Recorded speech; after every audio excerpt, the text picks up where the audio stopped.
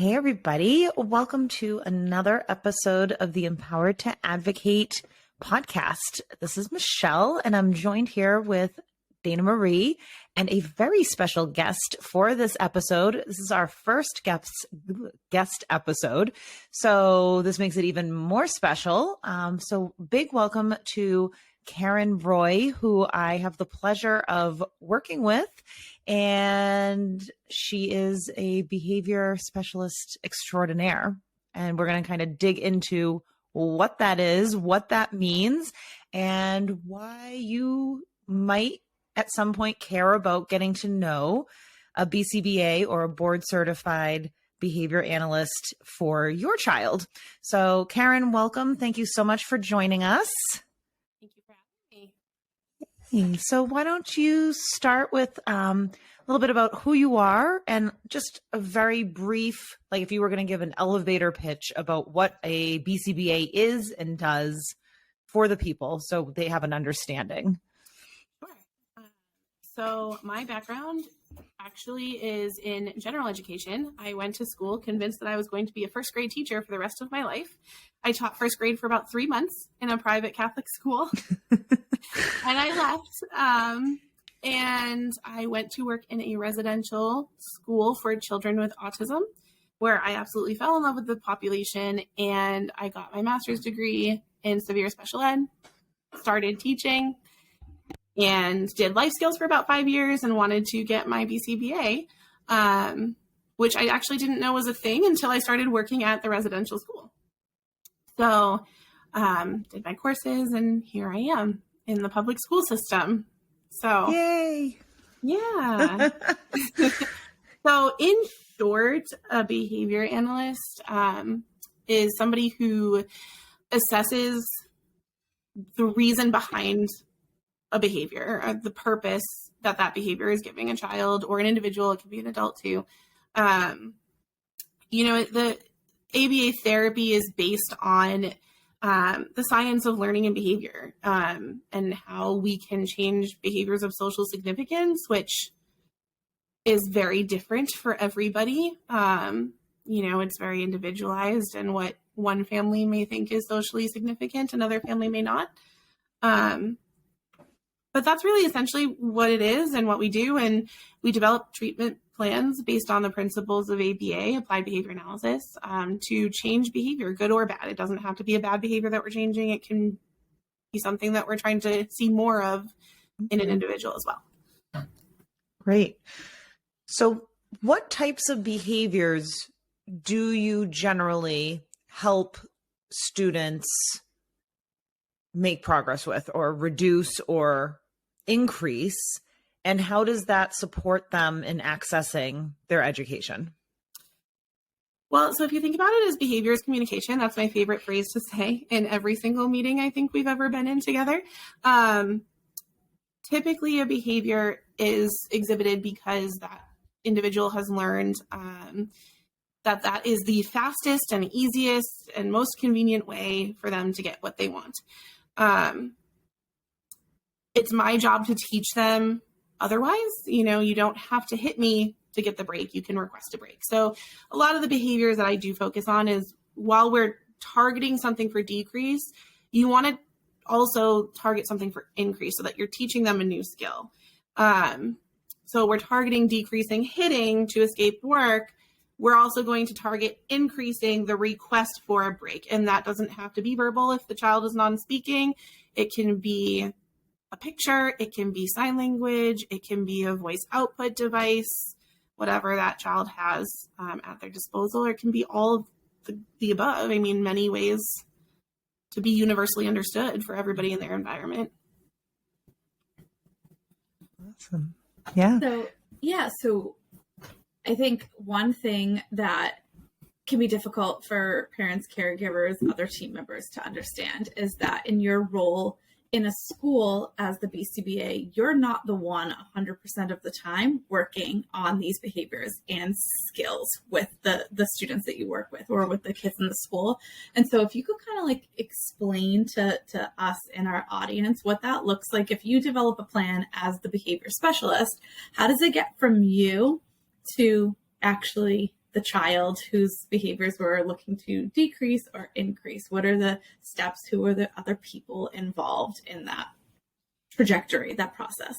I mean, it's really a team approach, right? So everything that we're targeting for change in any area of a child's treatment, it really involves the entire team and being consistent with kids in the entire team.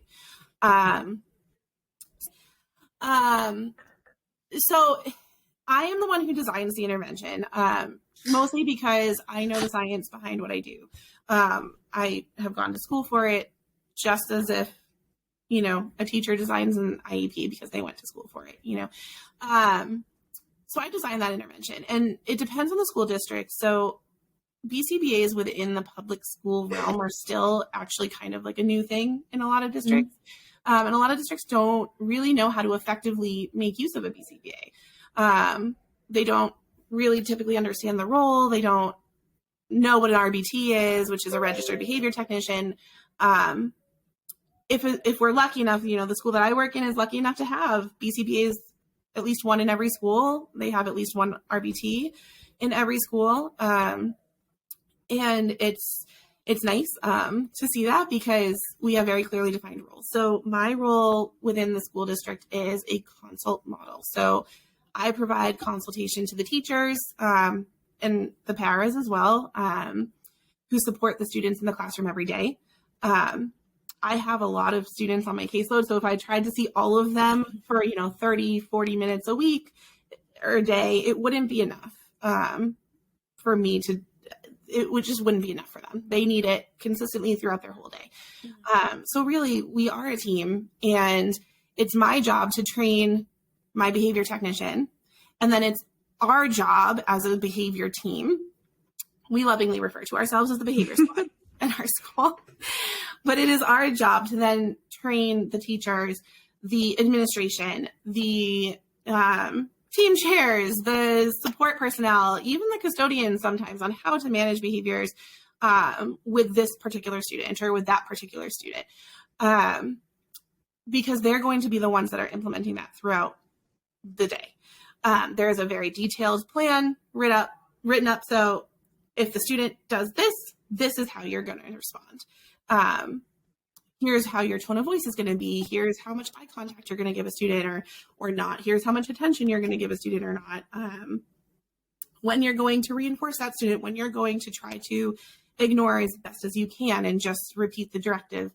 So there's a very detailed plan written up. That plan is then distributed to the classroom staff. We review it. It's always also distributed to the parents, so the parents know what is going on at school and how we are managing behaviors at school.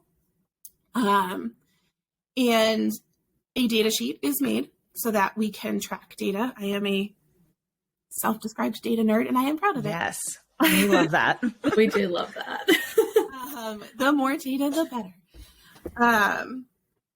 And so that data actually really helps me see if interventions are working or not. And that data will drive future interventions that I decide to make. And anytime a plan is changed, even in the slightest, parents need to be notified. They need to have a copy of the newest plan just so that they are on the same page, because they are in many ways the most vital component of this team. Yes.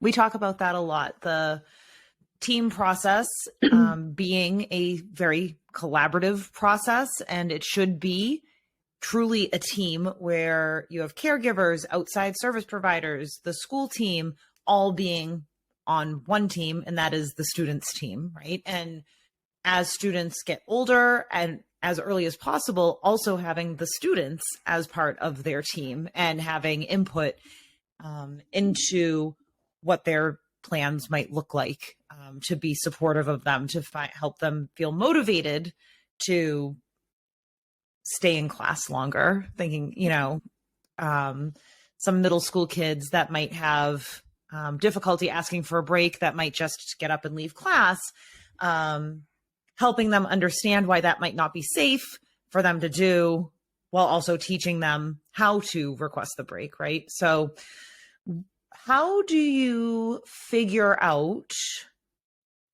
what interventions could possibly work to help modify a behavior to be a safer way of communicating. What would be the first step for a team, including the parents, to kind of come together and figure out what intervention we're going to try first? Well, so the interventions are really based on the research. Every intervention that is in place and approved through the ABA process, it's done in a laboratory first. It's managed and it's collected, data is collected on it, and they really try to see if it is something that can be replicated over and over and over and over again. Okay.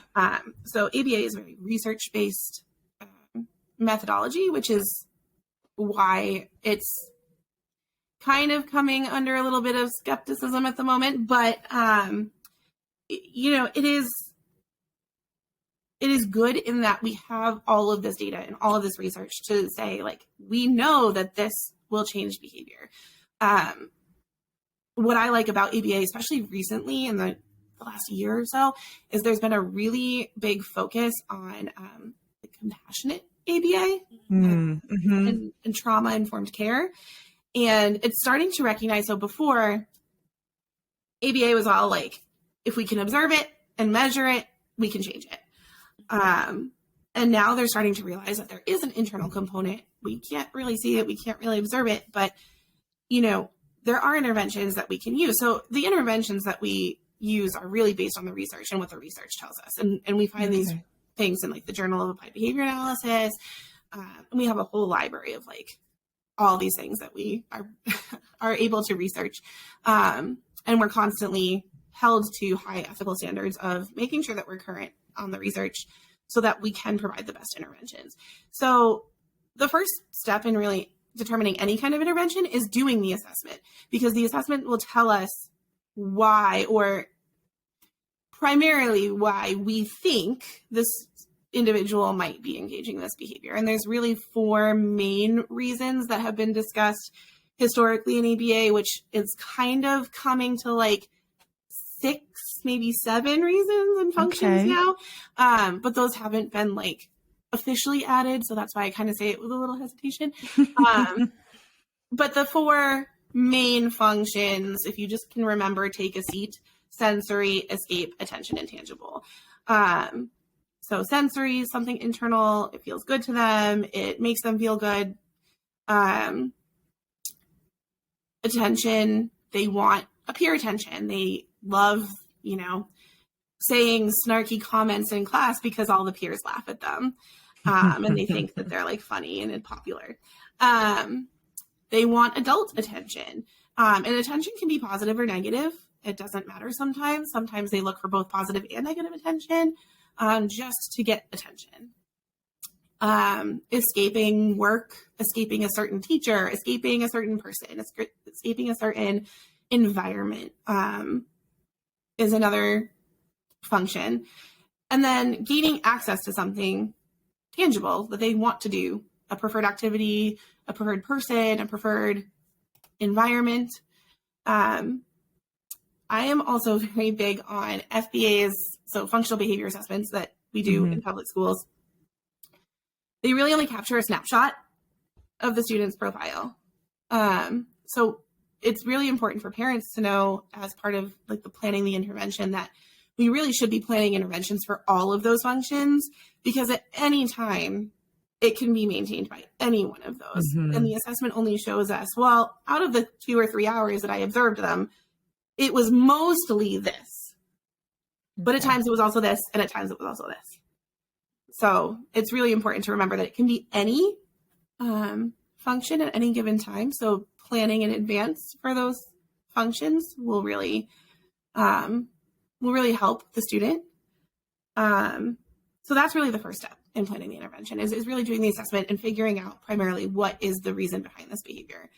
And then I always put some type of communication training in there, even if it's a fully verbal child, a fully, in terms of, cognitive ability, grade level, fine. There may not be any like significant learning gaps, but for whatever reason, when they're upset or when they're angry about something, that's when we see this, behavior coming out instead of the communication. So teaching students how to use their words or how to use some type of signal if they don't want to be called out in front of their peers or any necessarily different in front of their peers. Involving the student, like you said, as much as possible. I've done that with a lot of students. And this year particularly, I have one who is very involved in designing his own interventions. And we give him options and this is what we can do. We can do this or this. And he chooses. So giving him that power, giving families that power. These are our options. This is how we can go about it. And I think that where I work is so diverse in their cultures and their own belief systems that managing a behavior can't just be science. It also has to take into account the personal aspect of the family and the student, and how to go about behaviors and how they are managed. Thank you, first of all, for not shying away from the controversy around it's important around ABA, around sort of behavior intervention in general. We, in conversations with parents and caregivers on our social media, on the podcast, we don't typically shy away from challenging, difficult topics, especially if they're ones that are, in the media or, like you said, right in the last year, particularly, we've seen lots of news articles and sort of media attention around ABA and just behavior and intervention in general. So thank you for bringing that up. That is certainly a conversation for another podcast, and we don't have enough time to get into it today.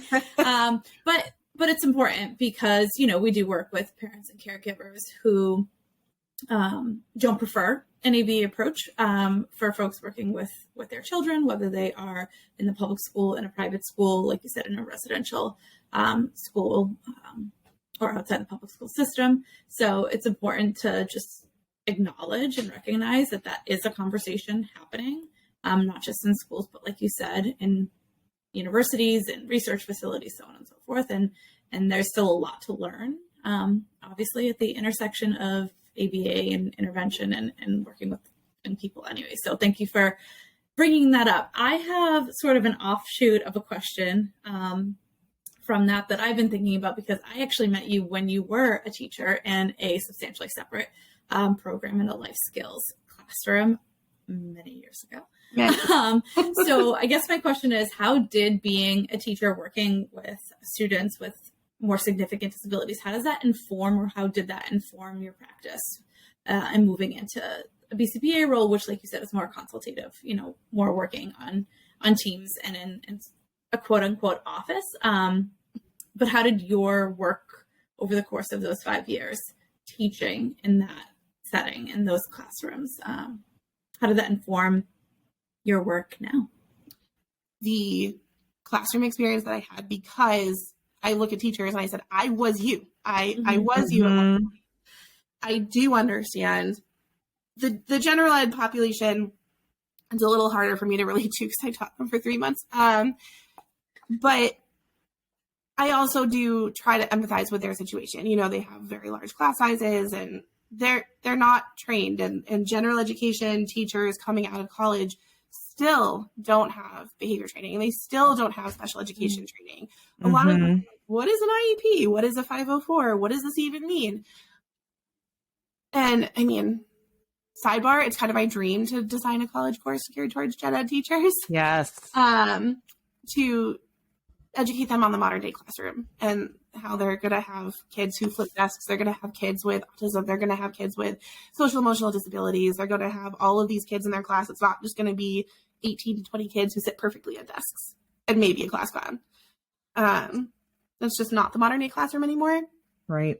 So I think that drawing that knowledge, I think, has helped me really kind of empathize with the teachers and also kind of gain their trust that I kind of know what I'm talking about, because I do know, I was in their shoes, and I always tell them there's a level of doability and effectiveness when it comes to behavior plans, and the most doable plan is not going to be, the most effective plan is not going to be the most doable, and the most doable Mm-hmm. is not going to be the most effective. So we kind of have to find this balance with the seesaw. And I think that they respect that a lot. I also really try to educate myself on the classrooms that I go into, the profile of the learners that are in there, even the one that I'm not, even ones that I'm not assessing necessarily, the teacher, and their teaching style. I kind of look around the room. I'm like, is there a schedule here somewhere? Mm-hmm. What kind of like discipline do they have going on? Is it a visual system? And I've gone in where like teachers have like the red, green, yellow check chart. And I'm like, oh, I don't like that necessarily, but I get it because that's what you're taught as behavior management 101 is to like, not like publicly shame because I feel like that's a bad term, but like almost like visually represent where they are in their behavior. And it's like under the guise of like, we're teaching them to self-regulate, but it's really just kind of like, oh, but so-and-so is in red, so they lost recess or whatever it is. It's just, but It's more punitive, right? Like it's more punitive, and like, but teachers aren't given alternatives. I know. Even to this day, they're not given alternatives in their coursework. So, I mean, we can't really expect them to just kind of like know not to do that. Exactly. So, yeah, I mean, did I answer your question? I don't know. I went on a lot of tangents. Yes. I apologize. Yes, I think that's a really good point too. So I will say one thing I've noticed in the last couple of years is I am seeing lots of folks at all different grade levels kind of move away from those sort of more punitive styles of behavior management that, we all know the red, green, yellow. We all know the charts, like who's in the danger zone, who's not in the danger zone, all that kind of stuff. I do see lots of people moving away from that, lots of teachers moving away from that, which is obviously great for a lot of different reasons. But I guess what I want to go back to, because I love the idea of a college course for general education teachers.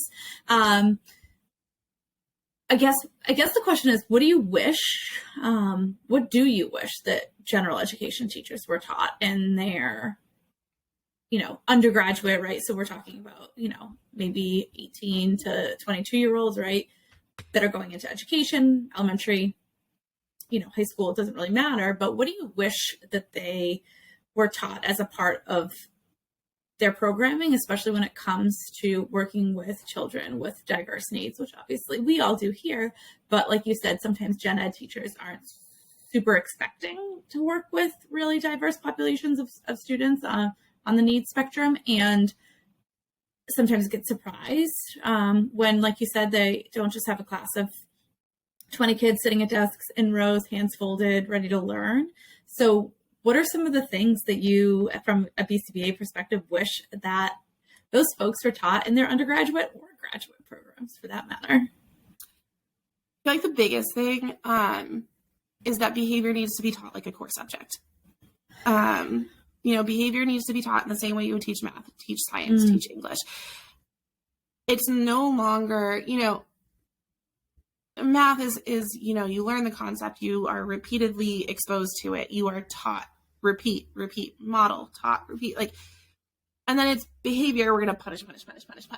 Like, that's like such an old school way of thinking about it. And by nobody's fault. I mean, I feel like behavior is still new to be addressed in the public schools. And I say that because I'm like, when I was in school, it was still like kids with special needs were included. We didn't see them. We maybe saw them at lunch and recess, maybe. I actually remember one student in particular, but he was the only student that I knew. And we were all like, what do you mean he's 22 and still in our school? Like, how does that happen? I thought you graduated at 18. That was when I went to school. I feel like I'm not that old. It's true. So like, sorry, go ahead. No, I was just going to say, like, things have come a long way in terms of being more inclusive and being more thoughtful about not just, the student has a disability, we're going to usher them away to you know, the little room down the hall, right? I think that you're right. We have come a long way, but also remembering that there's still so far to go. And part of that is, how do we, in our teacher prep courses and programs, better prepare teachers to have a wide variety of different learners and learning styles and communication needs and communication abilities and so on, and behavior needs? How can we better prepare them? Which is what you're. Yeah.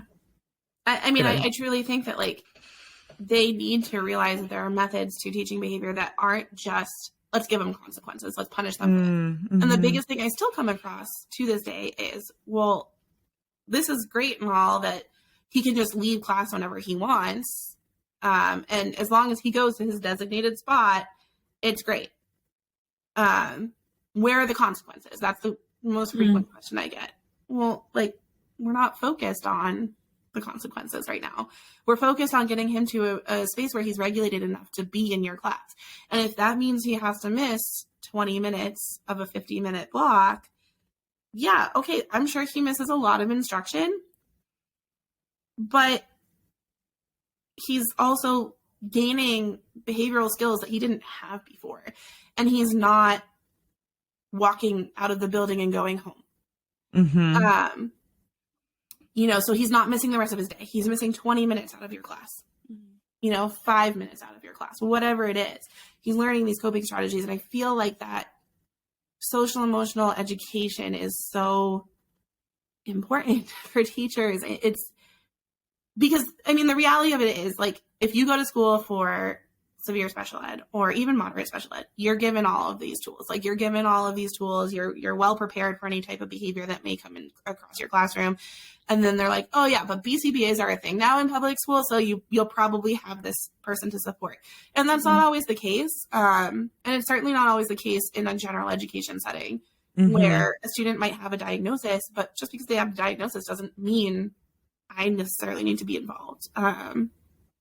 You know, but if I'm not involved, the teachers sometimes don't know what to do because they're not informed on autism. They're not informed on communication disabilities that require speech services. They're not informed on any of this. So, like, having, you know, guest speakers come to a gen ed classroom, or like having some type of panel discussion with a bunch of ancillary service providers, and so that it can be like a Q&A conversation. Like, if this comes up in my class, how would you support me? Or how would I get this support? Or how do I access these services? I didn't even know these services existed. You know, a lot of teachers are just like, what do you mean there's social workers in our school? That's cool.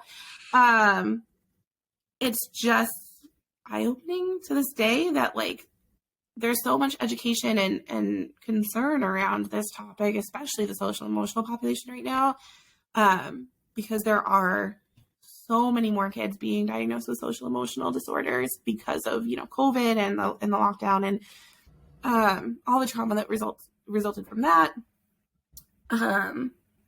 It's kind of shocking to me that there's still not any type of education, and there's still not any type of, like, attempt to put that education into people who are looking to become teachers. And so as a result of that lack of education, we're seeing a high burnout rate of teaching staff and teachers who thought that they would love to be teachers for the rest of their lives because they love kids and they want to help kids. They don't know how to help the modern day child because they weren't equipped with the tools in their education courses. And I feel like that is where we're failing as a system right now. I think that's such a good point. I think of myself, and you and I are around the same age, and I went through a graduate program for moderate disabilities and special needs. That's what my master's degree is in. And as you're talking, I'm trying to think at the same time. I'm like, where was my instruction in that program around behavior? Like, where was my instruction on social emotional learning? Like, it was a decent program and it just wasn't there.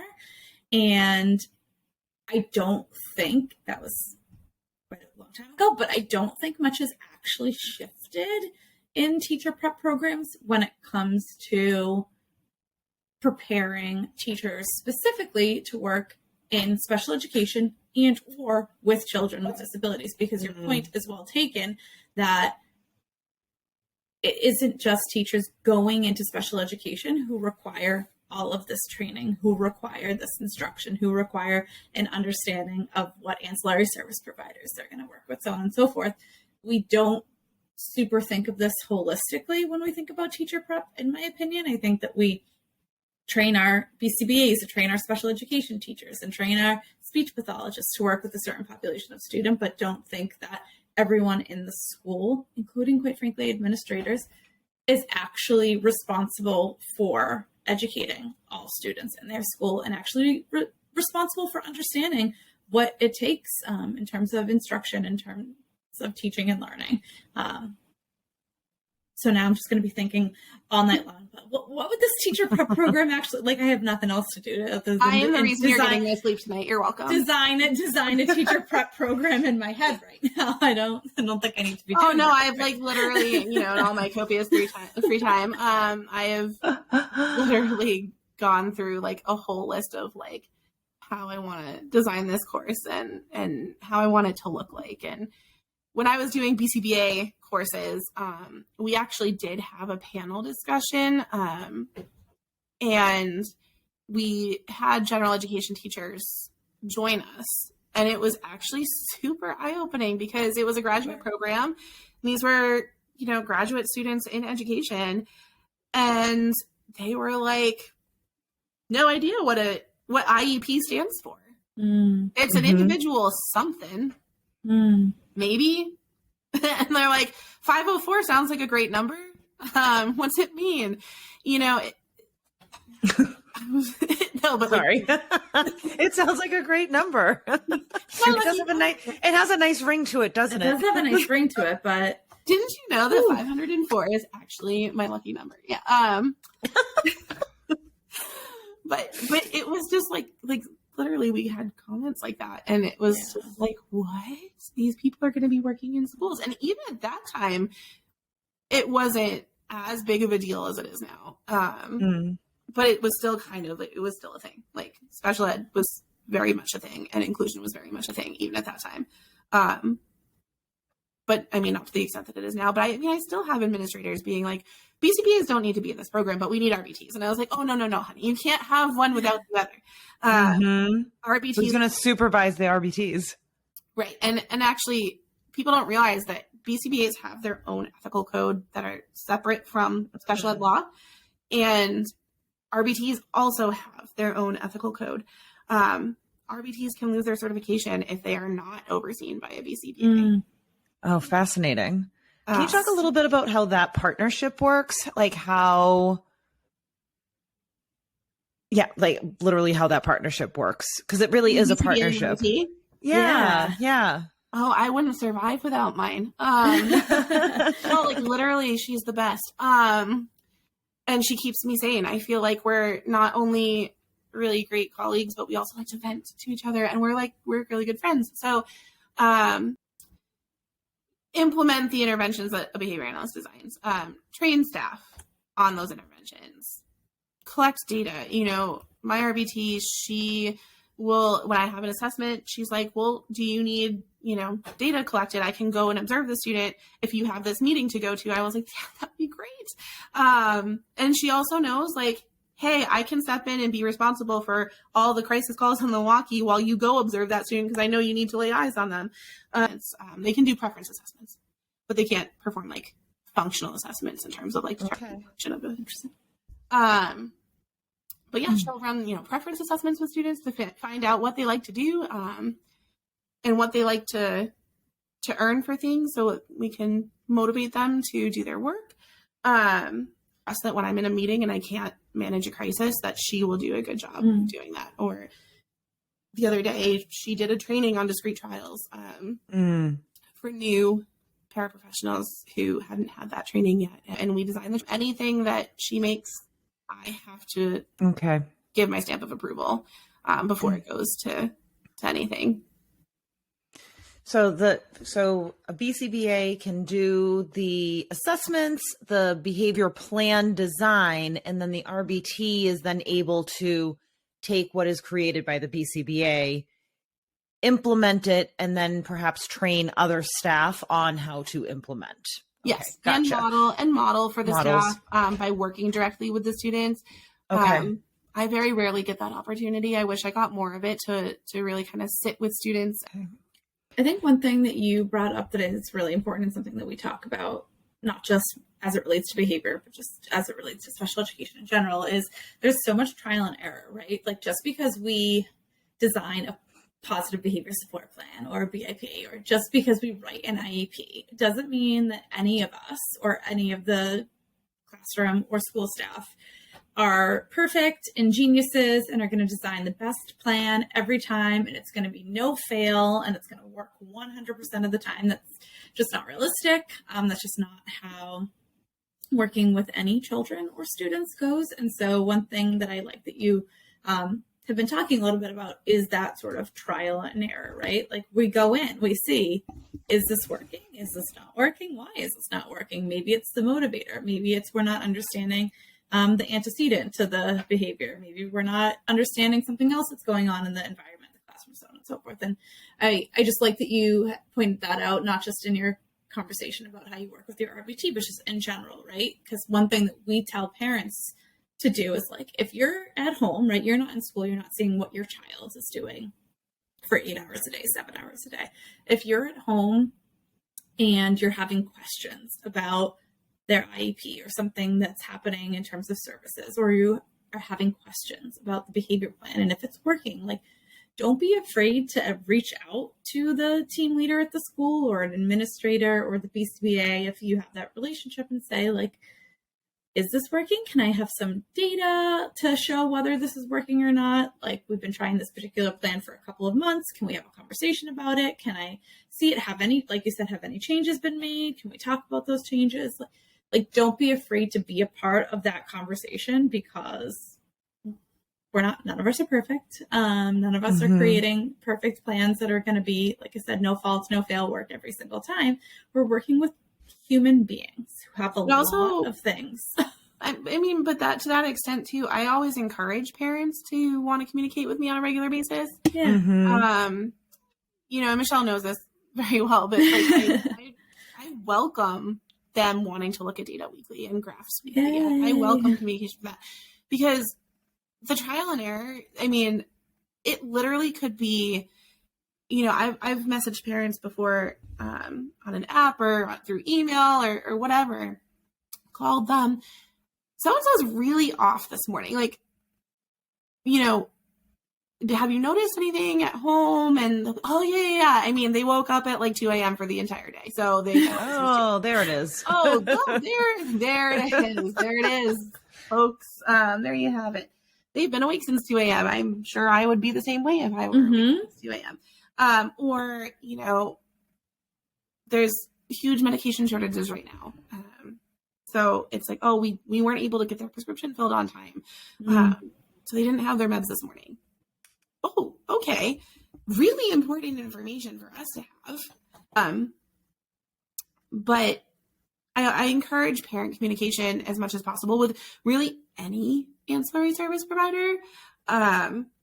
But particularly when it comes to behaviors, because when a BCBA is getting involved for a child in a school setting, it's usually because the behavior has escalated to a point where the behavior is in some ways dangerous to either themselves or to another person. And so it can be really challenging for families to hear that, especially if they're not seeing the same behavior at home. And so just like sometimes providing them with the graphs or the data and really sitting down with them and explaining, this is what we're seeing and here's what we define it as, because aggression for one student is going to look different than aggression for another student. Tantrums for one is going to look different than another. Having that conversation and kind of really getting them to understand where we're coming from in terms of this is where we're at right now. It's not going to be forever, and hopefully it's not going to be forever.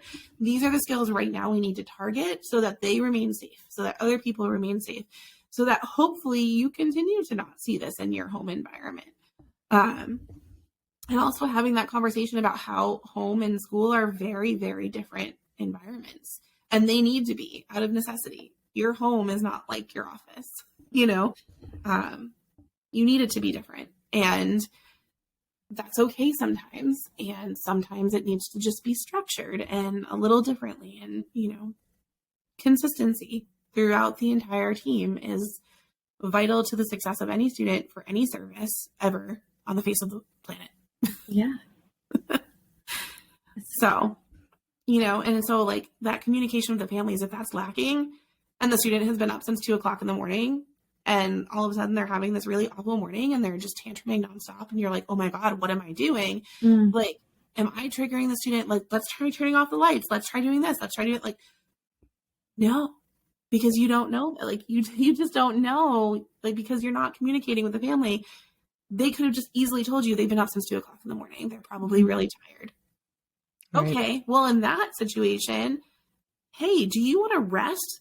Yes or no? Like, do you want a break? Yes or no? Like, power nap for 20 minutes, kid. Yeah. Sometimes that 20-minute power nap is all you need. I could have used that today. Seriously. Maybe I for that to be in an educator's schedule. Prep time, common planning time, and nap time. Yeah, and seriously. Time. Let's add that to the course that you're going to create for undergraduates in education. how to fit in a nap time. How to squeeze in a nap at your lunch. Make sure you set an alarm. What would you say there are the top 3 to 5 things that you would recommend to parents, caregivers, if their child is struggling at school with some challenging behaviors, maybe some things, maybe it's new, maybe it's something that's been going on for a while, but now they're a little bit older, so makes it more challenging as they get older and bigger. What would be your top 3 to 5 things for the caregivers listening today for them to better advocate for their children at school? There's so many things. Top 3 to 5. I mean, communication with the school. Yep. I want to know exactly when they're doing it, how they're doing it, what they're doing, why they're doing. Is it with one teacher? Is it with one particular class? Is it on a certain day of the week? Right. I want to know. So in order for us to know that, again, teachers really kind of need to be informed about data collection and how to go about documenting all of these things when a BCBA really isn't involved. Because we don't really get detailed data before somebody like me gets involved, right. Which is always really fun to present to them. But, everybody's there for the benefit of the students, so they do it. But, just really having the school team know too, not just the parents, but the school team needs to know that if something is popping up, we need to have it documented. Not necessarily to the level of detail that I would design, obviously, but something as basic as how many times are they walking out of class? Do you notice if it's a particular topic that they're trying to avoid? Is it a particular teacher that they're trying to avoid? Is it a student that they're trying to avoid? Is there a peer conflict somewhere? So that's definitely, I think, the communication as to when it's happening, how often it's happening really needs to be there between the parent and the school team. I also think that families need to know what has been done to try to curb the behavior. Because a lot of times, oh yeah, we'll bring you in for a parent conference and they did this again. What are we going to do about it? And I think that just kind of knowing what's been attempted to curb behavior, or really kind of address it other than punitive consequences, age inappropriate, recognizing on the school end when they should seek a behavior analyst to get involved. Okay. But also trying to go through other means first. So before people come to me in my district, they have to go through the social workers, because social workers have a particular set of skills that they can process with students and make recommendations to the team to try to implement with students, to try to teach regulation and self-management skills to students. So just knowing if any of those professionals have been involved. Again, it really all stems back to communication. Like, yeah. Like that is like literally the only thing that I would recommend for families to do, is to have this like super open communication and honest communication. The school is not going to judge you on your parenting styles or your caregiving styles. They're not, because sometimes families are just at a loss. Honest communication is like probably the only thing I would recommend, because like every other thing that I said really is under this umbrella of communication. Totally. That's perfect. And honestly, I think that, one thing we hear from parents and caregivers a lot is that either they're nervous, like you said, to reach out to the school or to a school team member for any number of different reasons, or they're in a position where they're just like, I don't know anything. I'm deferring to the school staff that is trained in this, that has education in this, so on and so forth. And in both of those scenarios, what we tell parents is, no, but actually you are the expert. This is your child. This child is living with you in your home. Parents and caregivers and family members, you are a vital part of this conversation. You're a vital part of the team, and you really are truly an expert. No, you might not be trained in the same analysis that a BCBA is. You might not be trained in the same, teaching and learning and curriculum and so on and so forth that the teacher is, but that does not mean that you don't have something to contribute to the conversation. That doesn't mean that you are not an incredibly important part of communicating and being a part of that team. So thank you for saying that. And I totally agree with you that, not just when it comes to behavior, but most facets of school. I think that that's probably the best advice that we could give to parents and caregivers is don't be afraid to communicate with us. Don't be afraid to talk to us, be a part of the team, etc. It's actually kind of sad to see like how nervous people do get to communicate. I know. Almost like they're going to be, I'm actually, I'm a parent of 3 small children that are in daycare, and like even their daycare teachers sometimes, like the toddler teacher who had my daughter and now has my twin boys, she comes up to me and she's like, oh, Karyn, like I have to talk to you about something. And I was like, oh, come on, you know me by now, just give it to me straight. Like I know like what they do now. Like, and she's like, how do I? And I was like, just give it to me. Just spit it out. But,